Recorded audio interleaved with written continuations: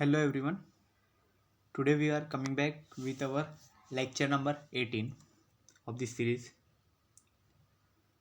तो नाम है इसका इलेक्ट्रिसिटी, मैग्नेटिज्म एंड सेमीकंडक्टर। तो इसका आज हम इलेक्ट्रिसिटी मैग्नेटिज्म ये पार्ट हमने कंप्लीट कर लिया है। Now we are starting semiconductors. Okay, ये पार्ट देखेंगे कि सेमीकंडक्टर्स और क्या क्या होता है। इसके पहले कुछ और कंडक्टर्स, इंसुलेटर और सेमीकंडक्टर भी देखेंगे। ओके, कंडक्टर्स तो हमें मालूम है, फिर भी हम लोग देखेंगे कि एक्चुअल में क्या रहता है इंसुलेटर, सेमीकंडक्टर, इनका डिफरेंस। ओके, और देन यहाँ पे formation of energy bands in solids. Solids के अंदर जो एनर्जी होती है, ओके, तो उसके बैंड्स रहते हैं अलग अलग टाइप के। वो बैंड्स कैसे फॉर्म होते हैं उसमें, ओके, कि मतलब कौन से डिस्ट्रीब्यूशन से कितने बैंड्स होते हैं, मतलब कैसे कैसे टाइप के बैंड्स रहते हैं वो। ओके, उसके हिसाब से ये कंडक्टर्स, इंसुलेटर और सेमीकंडक्टर कैसे फॉर्म होता है वो देखेंगे। ओके, तो फर्स्ट देखते हैं, फर्स्ट स्लाइड। तो क्या है, material can be classified into 3 groups. Okay, 3 group में क्लासिफाइड है। पहला है कंडक्टर, इंसुलेटर और सेमीकंडक्टर। ओके, 3 ग्रुप में है। कंडक्टर एक्चुअल में क्या कंडक्शन का प्रोसेस करता है। इंसुलेटर, ओके, तो ये सब देखेंगे हम लोग कि एक्चुअल में क्या रहता है। और जो सेमीकंडक्टर ये पार्ट है ना, ये एक्चुअल में इन दोनों के बीच का है, दोनों के बीच में काम करता है। ओके, सेमीकंडक्टर मतलब वो पूरी तरह से इंसुलेटर भी नहीं है और पूरी तरह से कंडक्टर भी नहीं है, ऐसे रहता है। तो देखते हैं आगे। तो देखो कंडक्टर्स क्या रहते हैं। ओके, तो कंडक्टर क्या रहेगा, the substances which conducts electricity are called conductors. Okay, तो ऐसे सब्सटेंस है। कंडक्ट का मीनिंग क्या रहता है, कंडक्ट मतलब एक पॉइंट से दूसरे पॉइंट तक उसको ट्रांसफ़र करना। ओके, मतलब यहाँ पे कोई चीज़ दे रहे हो मैं, वही चीज़ को इसके थ्रू ऐसे ट्रांसफ़र करके दूसरे पॉइंट तक पहुँचाना। ओके, यहाँ तक। तो एक्चुअल में इस चीज़ को क्या बोलते हैं, कंडक्ट। Okay, conduction. तो वही चीज़ हो रही है। तो क्या हमने इलेक्ट्रिसिटी, अभी इलेक्ट्रॉनिक्स वाला पार्ट है, तो क्या होता है, the substances which conducts electricity are called conductors. मतलब कोई भी सब्सटेंस है जिसके अंदर से इलेक्ट्रिसिटी पास हो रही है, ओके, कंडक्ट कर रहा है, वो एक पॉइंट से दूसरे पॉइंट तक ट्रांसफर कर रहा है इलेक्ट्रिसिटी को, उसी को बोला जाता है एक्चुअल में कंडक्टर्स। ओके, उसको कंडक्टर बोलते हैं। देन क्या है, it's electrical conductivity is very high. तो ऐसे जो सब्सटेंसेस रहते हैं, जो कंडक्टर रहते हैं, ओके, उनकी इलेक्ट्रिकल कंडक्टिविटी ज़्यादा रहती है। अभी ये क्या हो गया, इलेक्ट्रिकल कंडक्टिविटी। कंडक्टिविटी एक्चुअल में क्या रहती है, ये इन्वर्सली प्रोपोर्शनल टू रेजिस्टिविटी रहती है। जो हमारी रेजिस्टिविटी रहती थी उसका ये रेसिप्रोकल रहता है एक्चुअल में। तो मतलब क्या रहता है कि जितनी कम रेजिस्टिविटी उतनी ज़्यादा कंडक्टिविटी रहेगी। ओके, इतना याद रखना। तो क्या होगा, कंडक्टिविटी जितनी ज़्यादा होगी उतना ज़्यादा उसमें से करंट का फ्लो होगा, मतलब ज़्यादा इलेक्ट्रिसिटी फ्लो हो रही होगी इसके अंदर से। तो इसलिए बोलते हैं कि उसकी इलेक्ट्रिकल कंडक्टिविटी ज़्यादा होगी। तो कंडक्टर्स की इलेक्ट्रिकल कंडक्टिविटी ज़्यादा होती है, इसलिए हम लोग उसका ज़्यादा यूज़ करते हैं इलेक्ट्रिकल अप्लायंसेस में, हमारे इलेक्ट्रिकल सर्किट्स रहते हैं उसमें। ओके, तो देखो यहाँ पे एग्जांपल्स क्या क्या है। कॉपर का एग्जांपल है, सिल्वर है, एल्यूमिनियम का एक एग्जांपल है। ओके, ये सब एग्जांपल हो गए। तो कॉपर जो है हमारा, कॉपर, सिल्वर, ये लोग एक्चुअल में बहुत अच्छे कंडक्टर्स है इलेक्ट्रिसिटी के। इसलिए हमारे जो इलेक्ट्रिकल वायर्स रहते हैं, ओके ना, कोई भी सर्किट हम लोग देखेंगे घर पे, तो इसमें जो वायर्स रहते हैं ना, उसके अंदर जैसे वायर अगर कंसिडर करें तो ऊपर का तो जो कोटिंग रहता है वो तो इसका रहता है, पीवीसी का रहता है। ओके ना, वो एक्चुअल में इंसुलेटर ऐसा रहता है। बट उसके अंदर जो जो मेटल वाले जो पार्ट है वो एक्चुअल में क्या रहता है, कॉपर का रहता है, जिसके अंदर से एक्चुअल में इलेक्ट्रिसिटी पास ऑन होती है। ओके, वही एक्चुअल में कंडक्टर का काम करता है वहाँ पे। तो एग्जाम्पल हो गया। तो नेक्स्ट देखो, यहाँ पे सिल्वर बताया, गोल्ड बताया, कॉपर बताया। तो ये सिल्वर और गोल्ड है, ये भी अच्छे कंडक्टर है, पर हम वायर में इसको नहीं यूज़ करते। क्यों नहीं यूज़ करते, बिकॉज यू नो कि उसकी वैल्यू क्या है। गोल्ड की आजकल की प्राइस और सिल्वर की प्राइस बहुत हाई है, प्राइस है। तो हम हमारे घर के जो हम वायर्स जो है उसके अंदर वो चीज़ नहीं यूज़ कर सकते, इतना कॉस्टली कैसे पड़ेगा। ओके ना, तो इसलिए हम लोग कॉपर यूज़ करते हैं। ओके, देन स्टील है, स्टील के लिए भी यूज़ करते हैं। देखो यहाँ पे रेलवे के जो ये ऐसा पार्ट रहता है, को रेलवे के जो हमारे ट्रैक्स रहते हैं उसके में स्टील यूज़ करते हैं। देन सी वाटर, ओके, तो ये भी एक कंडक्टर ही हो गया। ओके, बट इलेक्ट्रिसिटी कंडक्टर क्यों लिखा है सी वाटर, क्योंकि उसमें सॉल्ट रहता है, सॉल्ट अगर ज़्यादा रहेगा तो वो इजीली कंडक्ट कर पाता है। ओके, नेक्स्ट देखते हैं इंसुलेटर। अभी इंसुलेटर क्या हो गया, कंडक्टर का अपोजिट वाला होता है वो इंसुलेटर होता है। मतलब कंडक्टर क्या करता है, इलेक्ट्रिसिटी को अपने अंदर से कंडक्ट करवाता है, पास ऑन होने देता है, ट्रांसफर करवाता है। बट जो इंसुलेटर है वो क्या करता है, उसको रोकता है, उसको जाने नहीं देता, अपने अंदर से पास ऑन ही नहीं होने देता। ओके ना, ये मतलब अगर यहाँ पे मैं एक अगर इंसुलेटिंग मटेरियल रखा हूँ, ओके, ये एक्चुअल में हमारा है इंसुलेटर। ओके, यहाँ पे अगर सपोज करो यहाँ पे मैंने कुछ भी अगर इंसुलेटर का पार्ट रख दिया है और यहाँ से मैं एक वायर कनेक्ट करता हूँ, यहाँ पे भी एक वायर कनेक्ट है, तो यहाँ लेकिन मैं क्या करता हूँ, सिर्फ ये वायर से, और ऐसा हमने अगर सर्किट ज्वाइन कर लिया यहाँ पे, ओके, तो यहाँ पे अगर मैं ये बैटरी लगा देता हूँ यहाँ से यहाँ प्लस माइनस, ओके, तो अगर मैं करंट पास भी करता हूँ तो भी करंट पास नहीं होगा, क्यों, ये इंसुलेटर है ना, ये आगे जाने ही नहीं देगा, तो सर्किट कंप्लीट ही नहीं होगा। यहाँ से अगर करंट चार्जेस अगर फ्लो ही नहीं होंगे तो सर्किट का कुछ मतलब नहीं होगा ही नहीं, कुछ यूज़ ही नहीं होगा इसका, ऐसा रहेगा। तो ये रहता है एक्चुअल में इंसुलेटर का यूज़। ओके, तो इंसुलेटर वो रहता है, हमारी जो वायर रहती है ना, वायर के अंदर तो कॉपर है, ओके, लेकिन ऊपर के साइड जो कोटिंग है, ब्लैक कलर का कोटिंग रहता है, वो एक्चुअल में इंसुलेटर रहता है। कि मतलब वो क्या करता है, अंदर से करंट को बाहर निकलने नहीं देता है। ओके, उसके अंदर ही फ्लो करवाता है वो। ओके, तो इंसुलेटर और हमें बचाता भी है, अगर खुला रखा जाएगा ऐसा कॉपर का वायर, उसमें से करंट पास होगा, गलती से अगर हमने टच कर दिया उसको तो फिर पूरा करंट हमारे अंदर से पास ऑन होगा, क्योंकि हमारी बॉडी भी एक तरह का अच्छा सा कंडक्टर ही है। ओके, ह्यूमन बॉडी भी एक कंडक्टर है। ओके, तो यही चीज़ है, क्योंकि ह्यूमन बॉडी के अंदर भी इलेक्ट्रॉन्स रहते हैं। ओके, हमारी बॉडी भी एटम्स और इलेक्ट्रॉन्स इससे बनी हुई है, तो इसलिए उसमें तो हमें वही चीज़ होती है, इसलिए उसके अंदर से पास ऑन होते रहते, करंट पास ऑन हो सकता है। The substances which does not conduct electricity are called insulator. तो इंसुलेटर का ये डेफिनेशन हो गया कि जो सब्सटेंसेस जिनके अंदर से एक्चुअल में इलेक्ट्रिसिटी फ्लो नहीं होती उनको इंसुलेटर बोला जाता है। Then its electrical conductivity is very low, उसकी इलेक्ट्रिकल कंडक्टिविटी बहुत लो है। Glass, wood, mica etcetera. Okay, तो ये कितनी है, ग्लास है, वुड है, माइका है। ओके, तो माइका भी एक मटेरियल है, ओके, जो एक्चुअल में इंसुलेटर का काम करता है। इसको हम कहाँ पे मैं यहाँ पे जो आपका आयरन रहता है, आयरन, ओके, इलेक्ट्रिकल आयरन, उसके अंदर भी इंसुलेटर की ज़रूरत भी पड़ती है। ओके, तो वहाँ पे ये माइका जैसे ऐसे मटेरियल्स यूज़ करे जाते हैं, ओके, जिनकी एक्चुअल में जो कंडक्टिविटी है बहुत लो है। ओके, इलेक्ट्रिकल कंडक्टिविटी यहाँ पे लो होनी चाहिए। ओके, लो होगी तभी तो उसके अंदर से इलेक्ट्रिसिटी ऐसे इजीली फ्लो नहीं हो पाएगी। ओके, तो ये चीज़ रहती है। तो इसमें आप एग्जांपल में क्या क्या कंसिडर कर सकते हो, रबर का एग्जांपल ले सकते हो, रबर में से भी एक्चुअल में इलेक्ट्रिसिटी फ्लो नहीं हो पाती है। ओके, तो उसका एग्जांपल ले सकते हो। देन सेकेंड जो है वो ग्लास का एग्जांपल ले सकते हो, ग्लास में से भी नहीं होता है। ऑयल का एग्जांपल है, डायमंड का एग्जांपल है, घर में बहुत सारे एग्जांपल है जिसके अंदर से इलेक्ट्रिसिटी फ्लो नहीं हो पाती, हर चीज़ में से नहीं होती। क्लोथ का जो क्लोथ रहता है, ओके, उसमें से भी नहीं जाता, डायमंड में से भी नहीं जाता है। देन ड्राई वुड, मतलब जो लकड़ी का टुकड़ा है, ओके, सूखा हुआ, ओके, उसके अंदर से भी इलेक्ट्रिसिटी पास ऑन नहीं हो सकती। ओके, तो ये एक्चुअल में सब इंसुलेटर के एग्जांपल्स थे। तो इधर आपको इंसुलेटर तो समझ में आ गया होगा कि ये एक्चुअल में क्या रहता है। ओके, अभी नेक्स्ट देखो क्या है, हम इसका क्या देखेंगे, एग्जांपल्स देख लिए। अभी नेक्स्ट इसका नेक्स्ट मतलब अभी हमने देखा कंडक्टर। ओके, कंडक्टर एक्चुअल में क्या करता है, कंडक्शन का काम करता है। ओके, कंडक्टर था। देन नेक्स्ट था इंसुलेटर, ओके, जो एक्चुअल में क्या होता है कि इलेक्ट्रिसिटी को पास ही नहीं होने देता, एक पास होने देता है, एक पास नहीं होने देता, दूसरा एक उनके बीच में आ जाता है, वो है सेमीकंडक्टर। मतलब वो कुछ हद तक कंडक्टर का काम भी करता है, कुछ हद तक इंसुलेटर का काम भी करता है, दोनों काम करता है वो। ओके, तो कैसे, तो देखो, the substances whose electrical conductivity lies between conductivity of conductors and insulators are called semiconductors.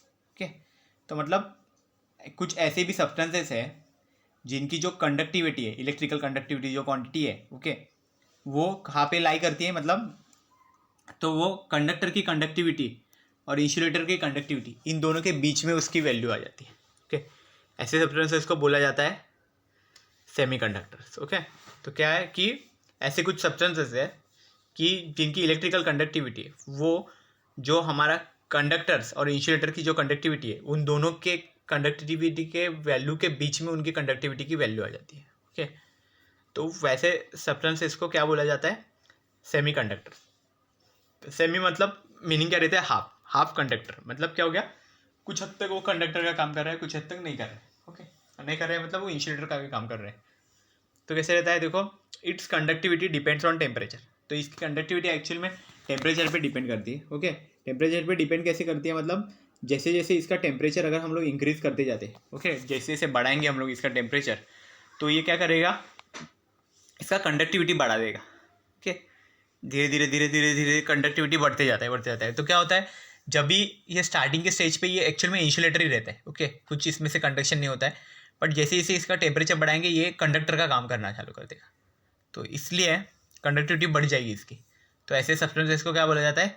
Semi conductors. Okay, ये बहुत यूजफुल सब्सटेंसेस है सेमी कंडक्टर्स एक्चुअल में आज के जनरेशन में। ओके, बहुत सारे कंपोनेंट्स हमारे इलेक्ट्रिक सर्किट्स में आजकल इससे ही बन रहे। ओके ना, तो इसका एग्जांपल क्या क्या है? जर्मेनियम है, सिलिकॉन है। ओके, ये इसके एग्जांपल्स है। तो देखो यहाँ पे एक फोटो दिखाया गया है, उसमें देखो क्या दिख रहा है हमें? सब सेमीकंडक्टर डिवाइसेस है यहाँ पे। ओके, ये एक्चुअल में सब सेमीकंडक्टर डिवाइसेस है। ये पहला रजिस्टर देखो, ये ओपैम है। ओपैम मतलब क्या? Operational amplifier. ये एक्चुअल में एक ऐसी चिप रहती है, इसी को आईसी बोला जाता है। ओके, इंटीग्रेटेड सर्किट बोलते हैं ना, वो इसी को बोला जाता है, जिसको ऐसे ऐसे लेग्स रहेंगे, तो ये एक्चुअल में सर्किट में जाएंगे। ओके, और इसके अंदर कुछ प्रोग्रामिंग हम कर सकते हैं। ओके, प्रोग्रामिंग करके हम वैसे उसको वर्किंग में ला सकते हैं। ओके, देन नेक्स्ट यहाँ पे भी आईसी दी है, लेकिन इसके लेग्स देखो ज़्यादा है। ओके, देन ट्रांजिस्टर है यहाँ पे। ट्रांजिस्टर एक्चुअल में स्विचिंग का काम करता है। देन रजिस्टर है यहाँ पे। ओके, ये भी रेजिस्टेंस ही प्रोवाइड करता है, लेकिन इसमें रेजिस्टेंस फिक्स रहता है। ओके, आप इसका रेजिस्टेंस चेंज नहीं कर सकते, रजिस्टर में ऐसे रहता है। कैपेसिटर जो है वो यहाँ पे देखो, ये कैपेसिटर है। देन ये डायोड्स है यहाँ पे। ओके, डायोड एक्चुअल में क्या करता है कि एक ही डायरेक्शन में उसको करंट को फ्लो करवाता है। ओके, डायोड का ये सिंबल रहता है ऐसा। तो ये सब एक्चुअल में क्या है? हमारे सेमीकंडक्टिंग डिवाइसेस का है। ओके ना, मतलब सेमीकंडक्टर से बने हुए devices. So this is all about the semiconductors. अभी नेक्स्ट इसमें क्या देखने वाला है कि हमने कंडक्टर देखा, इंसुलेटर देखा, सेमीकंडक्टर देखा। अभी इनके बीच में कुछ क्या डिफरेंस है, मतलब एनर्जी का क्या है होगा ना, वो सब देखेंगे। ओके, तो देखा है formation of energy bands in solids. तो अभी ये जो सॉलिड्स हमने मटेरियल्स जो थे वो सब हम सॉलिड्स में कंसिडर कर रहे हो। ओके ना, क्योंकि कंडक्टर, इंसुलेटर और ये सब सॉलिड्स में। ओके, तो इसके अंदर जो एनर्जी बैंड्स क्रिएट होते हैं, ओके, वो कैसे फॉर्मेशन होता है उनका, वो अभी देख रहे हैं यहाँ पे। ओके, तो हमारा मेन टॉपिक भी आज का यही है। तो इसमें क्या है देखो, पहले तो क्या बोला कि in an isolated single atom. तो आइसोलेटेड मतलब क्या? कि कोई भी सिंगल एटम है। ओके, तो एटम कैसे रहता है, फॉर्म होता है? देखो, हमारा कोई भी अगर सब्सटेंस कंसिडर करो आप। ओके, यहाँ पे कोई भी सब्सटेंस है तो वो एक स्मॉल स्मॉल पार्टिकल से बनता है। ओके, स्मॉल पार्टिकल, फिर उसको और छोटा हम कट करेंगे, उसको डिवाइड कर देंगे तो वो मॉलिक्यूल बनेगा। मॉलिक्यूल का देन अगेन क्या बनेगा? स्मॉल स्मॉल एटम्स बनेंगे। मतलब छोटे छोटे एटम से कोई भी सॉलिड बनता है। ओके, सॉलिड के अंदर क्या रहते हैं? बहुत छोटे छोटे एटम्स रहेंगे। ओके, इतने छोटे कि हम लोग ऐसे हमारे नेकेड आइज से उसको यही नहीं कर सकते, देख ही नहीं सकते। ओके ना, तो ये छोटे छोटे एटम्स रहते हैं। वो एटम्स के अंदर देखो कैसे रहता है। अभी ये पूरा एटम का डायग्राम है। ओके, ये जो डायग्राम है वो एटम का डायग्राम है। तो एटम के अंदर क्या क्या रहता है? देखो, ये जो स्मॉल स्मॉल पार्ट है ना, ऐसे ऐसे बाहर सब है, ये सब इलेक्ट्रॉन्स है। ओके, और बीच में जो है ना वो एक्चुअल में न्यूक्लियस है। तो न्यूक्लियस के अंदर क्या रहता है? प्रोटॉन और न्यूट्रॉन दोनों रहते हैं। प्रोटॉन भी रहेगा, न्यूट्रॉन भी रहेगा। न्यूट्रॉन के ऊपर कोई चार्ज नहीं है, प्रोटॉन के ऊपर पॉजिटिव चार्ज है, तो इसलिए न्यूक्लियस हमारा पूरा पॉजिटिव चार्ज का रहता है। और जो इलेक्ट्रॉन्स है उस पर निगेटिव चार्ज रहता है। ओके, तो जितने भी इलेक्ट्रॉन्स है सब निगेटिव चार्ज वाले रहते हैं। तो इसमें ये एटम के डायग्राम में आप देख सकते हो। देखो, इसमें एक्चुअल में क्या रहता है? बीच में न्यूक्लियस है, उसके बाद जो फर्स्ट शेल आती है, ओके, जिसमें 2 इलेक्ट्रॉन्स रहते हैं सिर्फ, तो फर्स्ट शेल हो गई। देन सेकेंड में और एक शेल आ गई 8 इलेक्ट्रॉन्स वाली, देन थर्ड में और एक इलेक्ट्रॉन्स आ गई, उसमें 18 इलेक्ट्रॉन्स है। ओके, तो इस तरह से एक्चुअल में स्ट्रक्चर रहता है हमारे एटम का। तो यहाँ पे वही लिखा है देखो, in an isolated single atom, तो सिंगल एटम के लिए ये बताया गया। Okay, electrons in each orbit have definite energy.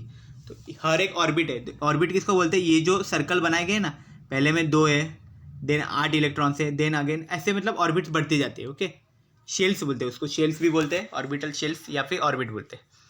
तो हर एक ऑर्बिट का एक डेफिनेट एनर्जी रहता है, हर एक का एक अपना एनर्जी रहता है।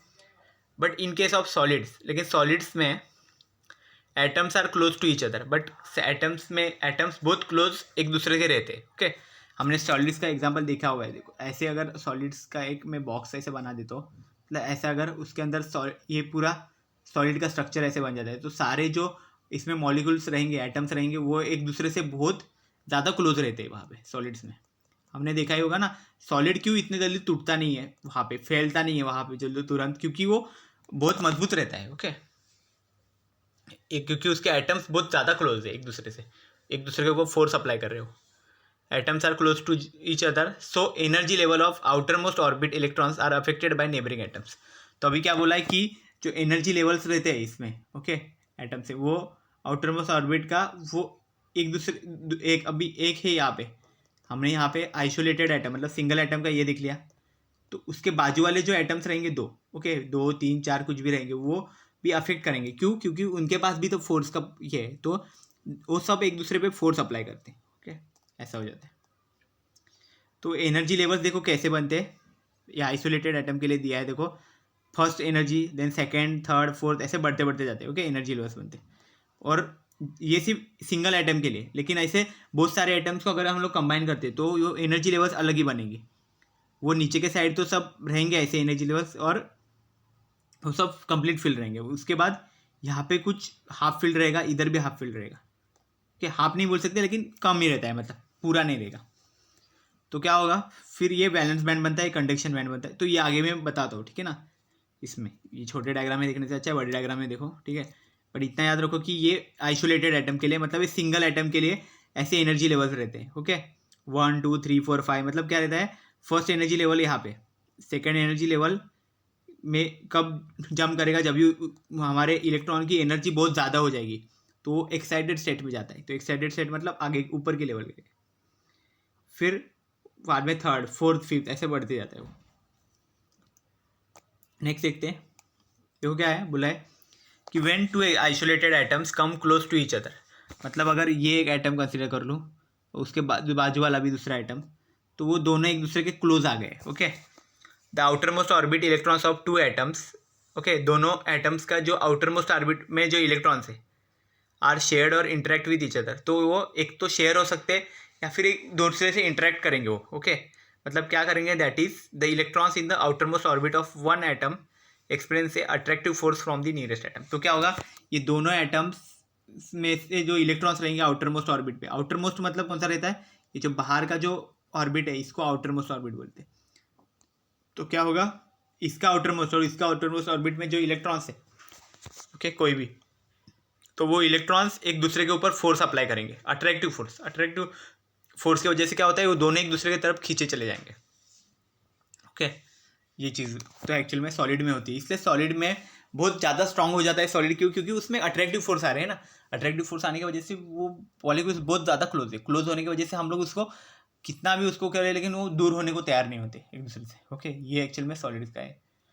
नेक्स्ट क्या है, due to this energy level of electrons are change to a value which is higher और lower than that of the original energy level of electrons.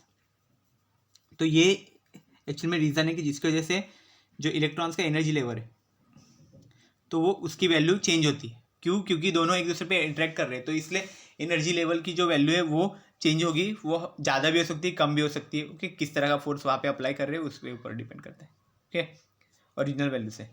Next क्या बोला है कि thus in solid electrons in same orbit exhibits different energy level. इसलिए solid में क्या होता है, एक ही ऑर्बिट में जितने इलेक्ट्रॉन्स है उन सब की एनर्जी अलग अलग रहेगी, क्योंकि सबके ऊपर फोर्सेस भी अलग अलग होंगे, अलग अलग नेबरिंग एटम्स के वजह से अलग अलग फोर्सेस आएंगे। तो अलग अलग फोर्सेस मीन्स अलग अलग अमाउंट के फोर्सेस। ओके, मतलब अमाउंट कम भी होगी, किसी की ज़्यादा भी होगी, कितनी हुए उसके हिसाब से उसका एनर्जी लेवल एक्चुअल में डिफरेंट रहेगा। ओके, ऐसा बोला है।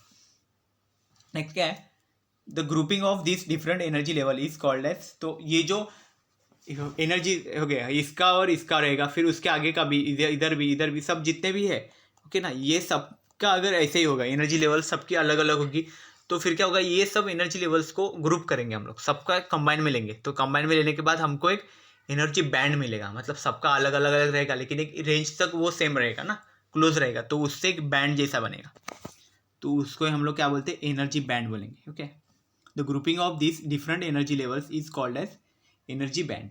ओके,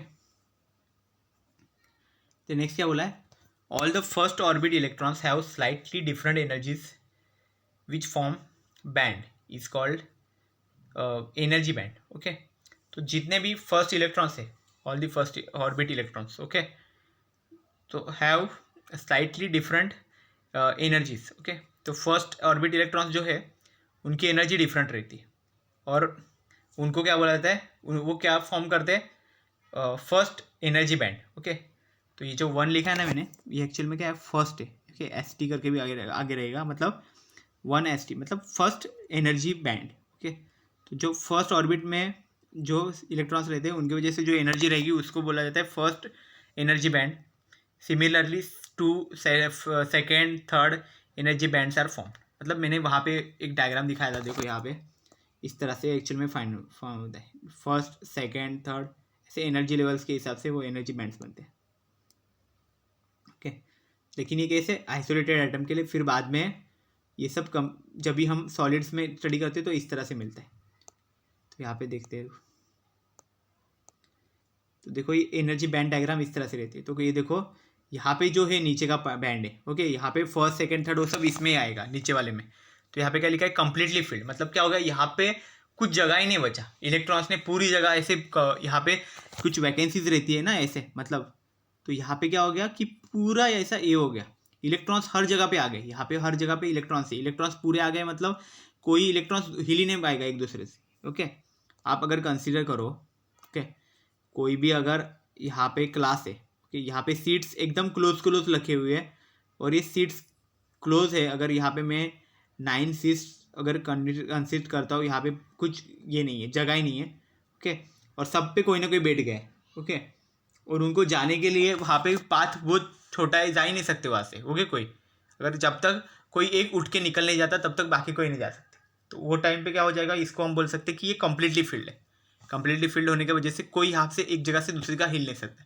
अगर कोई इलेक्ट्रॉन एक जगह से दूसरी जगह नहीं जाएगा तो फिर कंडक्शन होगा कहाँ से। ओके, और हमें तो क्या चाहिए, कंडक्शन होना चाहिए, मतलब कंडक्ट होना चाहिए, एक जगह से दूसरी जगह वो जाना चाहिए उसको, तभी तो एक्चुअल में उसको कंडक्टर बोलेंगे हम लोग। ओके, सॉलिड में से अगर जाएगा ही नहीं तो फिर, तो ये एक्चुअल में कम्प्लीटली फील्ड बैंड ये रहता है एक्चुअल में, उसी को बोला जाता है इनर बैंड। ओके, एक्चुअल में उसकी एनर्जी भी कम रहती है, इसलिए भी वो नहीं जा पाते, उसके सब इलेक्ट्रॉन्स यहाँ पे ही बच रहते हैं, क्योंकि वहाँ पे एनर्जी भी कम रहती है। ओके, देन नेक्स्ट क्या है, यहाँ पे एक बैंड है, देखो वैलेंस बैंड बोला जाता है इसको एक्चुअल में, तो वो एक तो फुल्ली बोलते हैं उसके, या फिर पार्शियली फील्ड बोलते हो क्या, मतलब कुछ अमाउंट में उस पर जगह रहती है। ओके, तो इसके अंदर भी इलेक्ट्रॉन्स रहते हैं बहुत सारे। ओके, तो यहाँ पे इलेक्ट्रॉन्स जो रहते हैं ना, उनका काम क्या है, यहाँ से यहाँ जंप करना है एक्चुअल में। ओके ना, ये इलेक्ट्रॉन्स का काम यही रहता है। तो तब जाके क्या होगा, अगर यहाँ से वैलेंस बैंड में से कंडक्शन बैंड में जाएंगे, ओके, तभी जाके तो एक्चुअल में वो ये होगा, पास ऑन होगा। ओके, फिर कंडक्शन बैंड, फिर सेकेंड, ऐसा करके तो हमारा जो इलेक्ट्रिक करंट है, मतलब जो चार्जेस है वो एक्चुअल में फ्लो होंगे ना वहाँ से, valence band to conduction band ऐसे जाएगा। तो ओके, और कंडक्शन बैंड में क्या रहता है एक्चुअल में, इसको बोलते हैं एम्प्टी और पार्शियली फील्ड।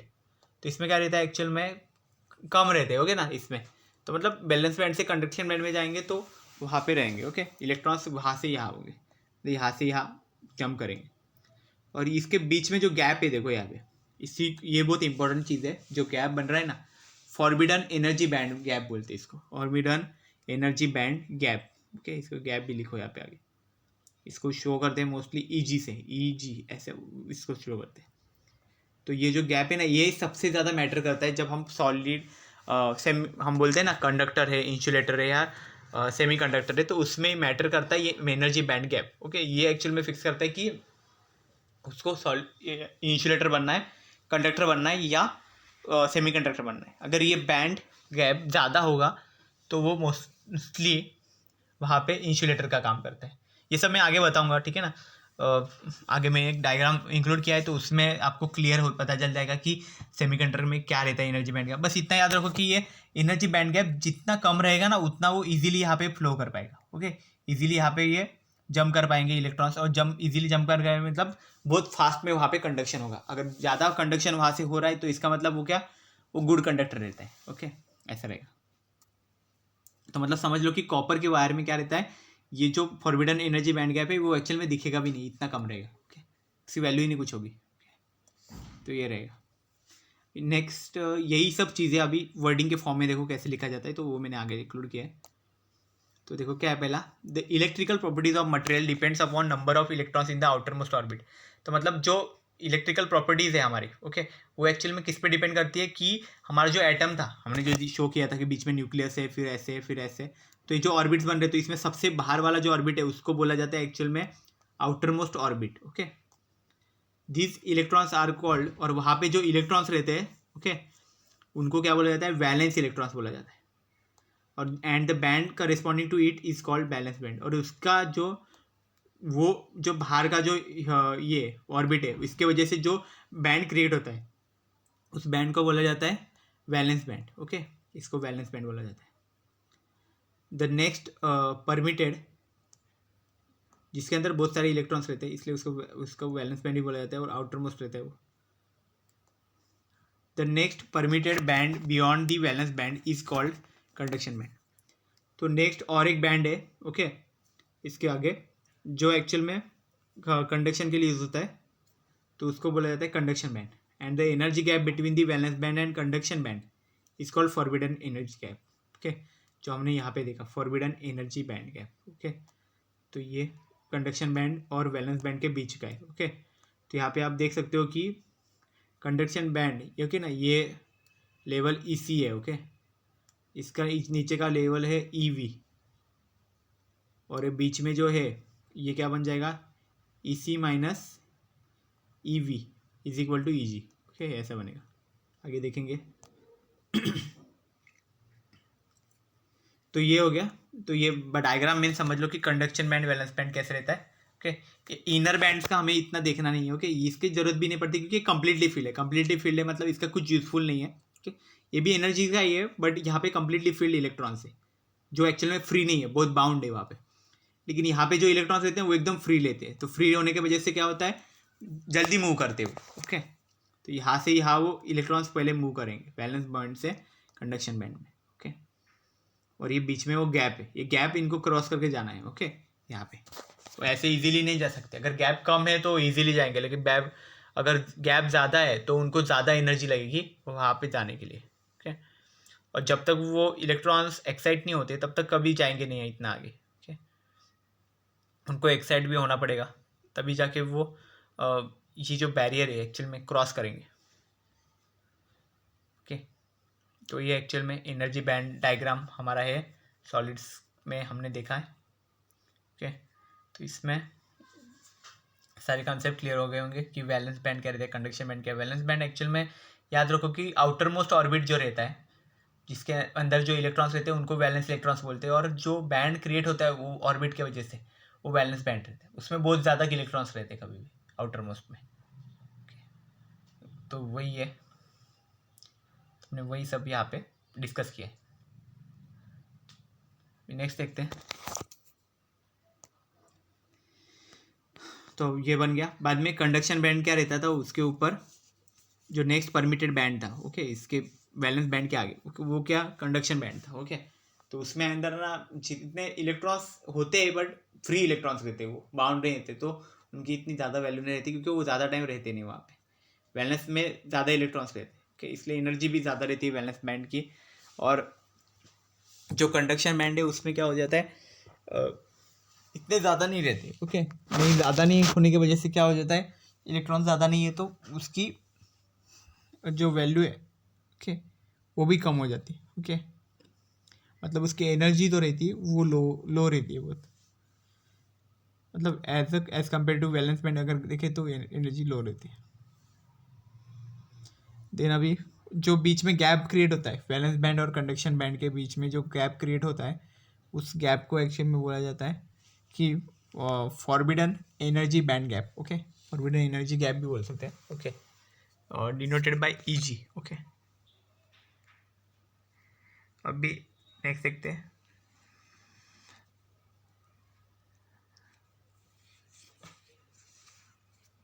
तो अभी नेक्स्ट क्या है देखो,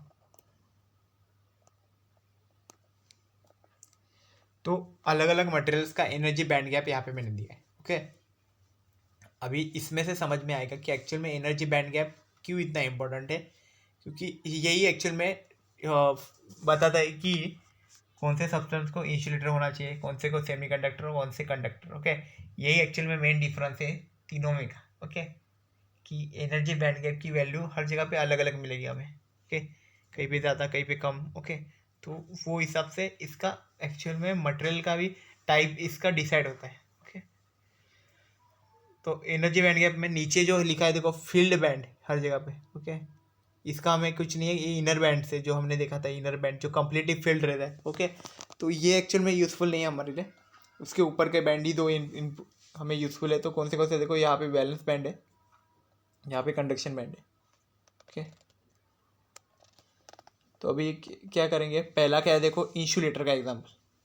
तो इंसुलेटर में क्या है, ये बैंड गैप जो बनाया है बीच में, ये बहुत ज़्यादा है। ओके ना, ये जो लाइन रिप्रेजेंट कर रही है एक्चुअल में हमारा क्या बैंड गैप जो है उसका सेंटर रिप्रेजेंट कर रही है। ओके ना, ये लाइन। नेक्स्ट क्या है, अभी क्या हो गया, जो बैंड गैप है वो ज़्यादा है, इसलिए क्या हो गया, वहाँ पे एनर्जी ज़्यादा लगती है, इसलिए इजीली कंडक्शन नहीं हो पाता। तो इसलिए वो क्या हो गया, हमारा इंसुलेटर होता है कि उससे इजीली कंडक्ट नहीं हो सकता कुछ, मतलब इसकी इलेक्ट्रिकल कंडक्टिविटी बहुत लो है इसलिए। देन नेक्स्ट क्या है, एनर्जी बैंड गैप्स देखो किस में, सेमीकंडक्टर में। अभी सेमीकंडक्टर क्या रहता है, थोड़ा कंडक्टर रहता है, थोड़ा इंसुलेटर रहता है। मतलब अगर उसमें अगर टेम्परेचर में इंक्रीज करूँ तो उसकी कंडक्टिविटी बढ़ेगी, इलेक्ट्रिकल कंडक्टिविटी बढ़ेगी, तो इसका बैंड गैप कम होना चाहिए, as compare to this band of कम होना चाहिए। तो एक्चुअल में यहाँ पे बैंड गैप कम ही है। कम कितना है, यहाँ पे देखो इतना है। ओके, ये गैप इतना कम हो गया और इसका इतना था। ओके, ऐसे,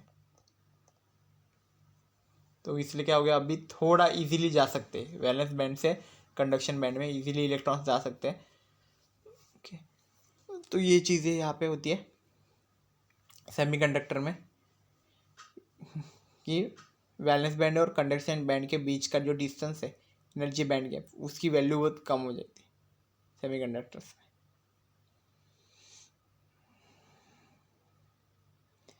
अभी नेक्स्ट जो है उसमें भी वही है, क्या है, कंडक्टर यहाँ पे मेटल का दिखाया गया। ओके, इंसुलेटर हो गया, सेमीकंडक्टर हो गया, अभी कंडक्टर देख रहे हैं, कंडक्टर में भी मेटल, तो क्या उसमें कंडक्शन ज़्यादा होता है। तो अभी क्या देखेंगे कि जो वैलेंस बैंड था और कंडक्शन बैंड था वो एक्चुअल में एक दूसरे पे ओवरलैप कर चुके हैं इसमें।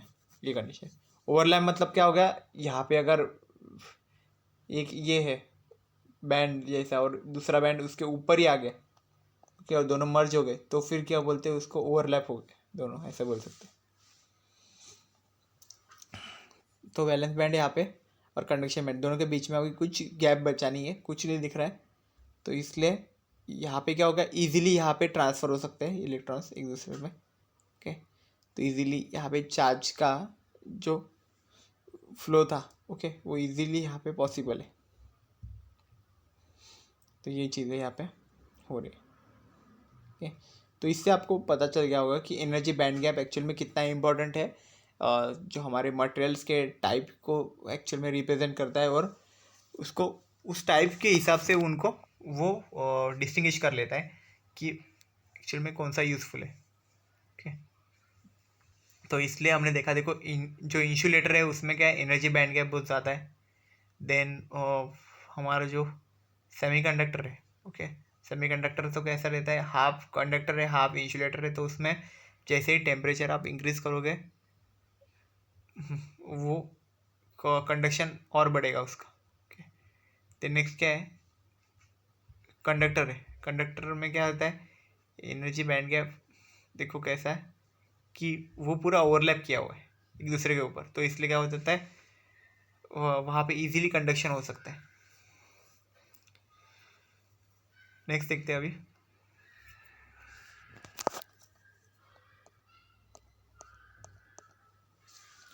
तो अभी क्या हो गया, हमने ये देख लिया कुछ डेफिनेशन है, ओके, जो हमने अभी वैल्यूज देखी थी, जो energy band, wellness band, okay, ये सब बैंड्स देखे थे, तो इनकी एक्चुअल डेफिनेशन क्या होती है वो अभी इसमें देखेंगे, ओके। तो हमें ये तो एक्चुअली हमने पहले भी स्टडी कर लिया है, अभी स्टडी किया था हमने कि एक्चुअल में ये क्या रहते हैं, valence band, then conduction band, energy band, okay, forbidden band, energy band gap, okay. तो ये इनके एक्चुअल डेफिनेशन अभी देखते हैं। तो क्या है देखो, फर्स्ट डेफिनेशन में एनर्जी बैंड, तो एनर्जी बैंड कैसे होता है वो पहले बताना है। तो the energy level of all electrons in a particular orbit of an atom is called energy band. तो क्या बोला कि एनर्जी लेवल है जो, ओके, सब इलेक्ट्रॉन्स की, ओके, किसी एक ऑर्बिट में जो घूम रहा है वो, ओके, उसी को बोला जाता है एनर्जी बैंड।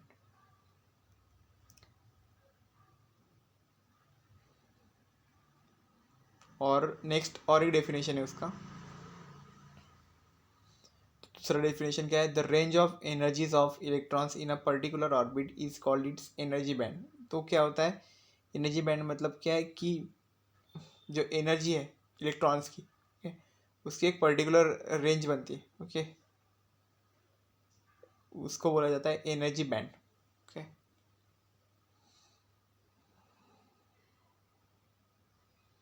तो ये एनर्जी बैंड का डेफिनेशन हो गया।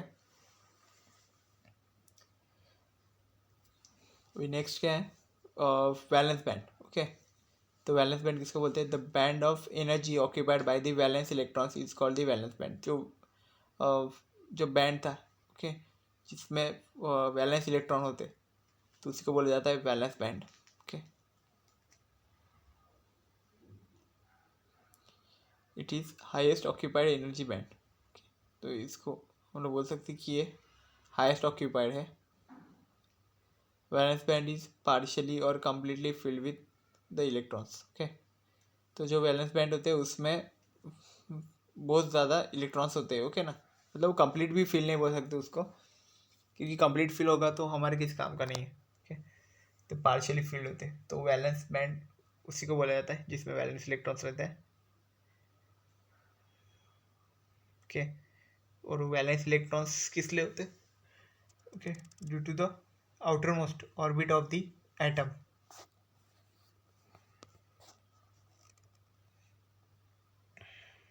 तो ये चीज़ है। Now proceed to next, okay. Valence band तो इधर देख लिया था हमने ये डायग्राम में, क्या ना, वैलेंस बैंड इसी को बोला जाता है।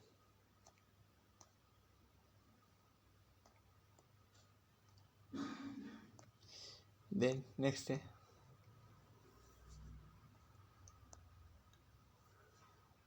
देन नेक्स्ट देखो, थर्ड देखो क्या है, थर्ड डेफिनेशन एक और एक है। तो ये डेफिनेशन एक्चुअल में क्या है कि जो इलेक्ट्रॉन कंडक्ट होता है उसके लिए भी बैंड क्रिएट होता है, ओके। तो उसको बोला जाता है कंडक्शन बैंड, ओके। तो एक्चुअल में क्या करता है कि इलेक्ट्रॉन्स जो कंडक्ट होके आएंगे वैलेंस बैंड से कंडक्शन बैंड में, तो उनको वहाँ पे रखेगा, लेकिन वो एक्चुअल में जो इलेक्ट्रॉन्स आते हैं वो पूरी तरह से फ्री रहते हैं। The band of energy occupied by free electrons और conduction electrons is called as conduction band, okay. तो यहाँ पे देखो क्या है, जो एनर्जी बैंड है, ओके, जिसमें फ्री इलेक्ट्रॉन्स रहते हैं या फिर जिनको बोला जाता है कंडक्शन इलेक्ट्रॉन्स, ओके। तो ये जो रहते हैं बैंड में जो एनर्जी रहती है, तो ये जो बैंड क्रिएट होते हैं उनको क्या बोला जाता है कि कंडक्शन बैंड बोला जाता है।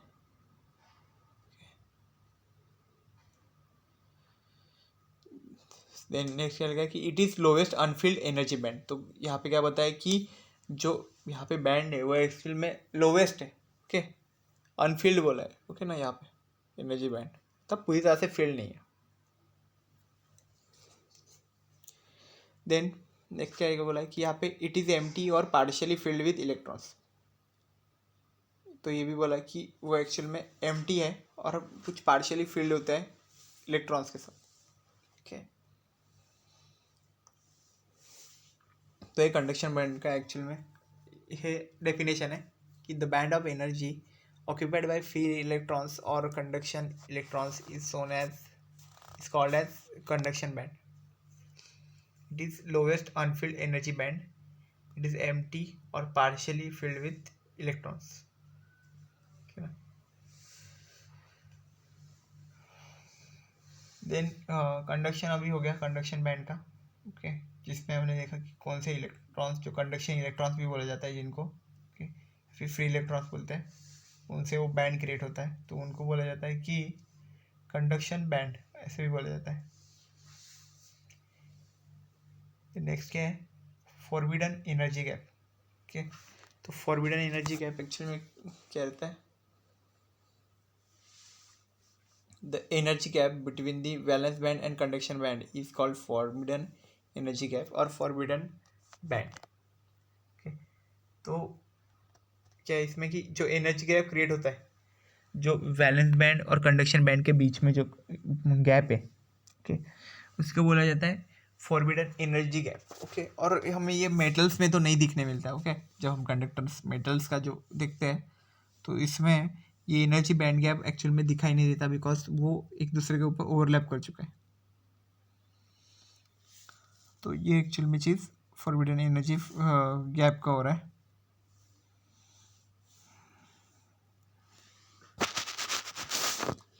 देन नेक्स्ट क्या है, the energy of forbidden band is difference between the energies of bottom of conduction band EC and top of valence band, that is EV।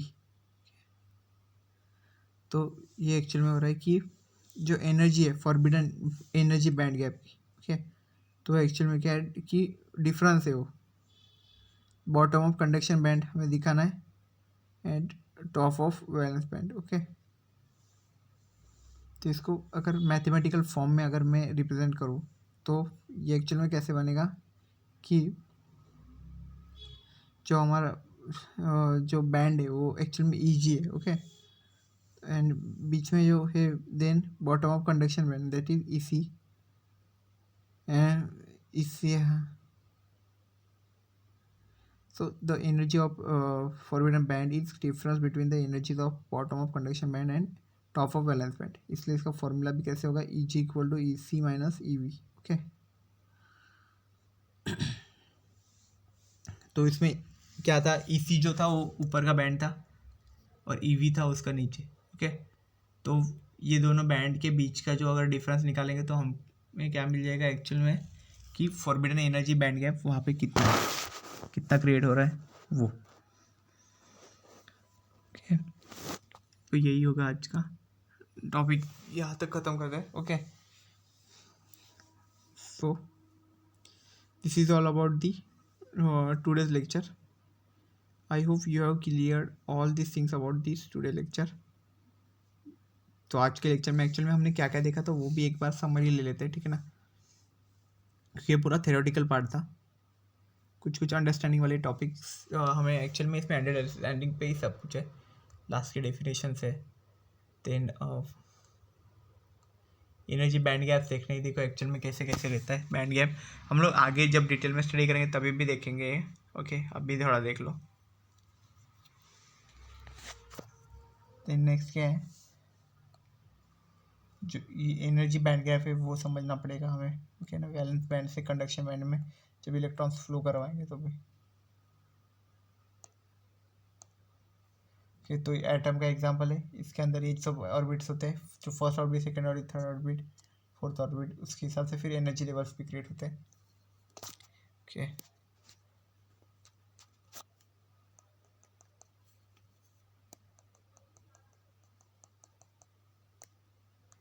So this is all about the today's lecture. I hope you have cleared all these things about this lecture. If you have any doubt, you can ask. Thank you very much.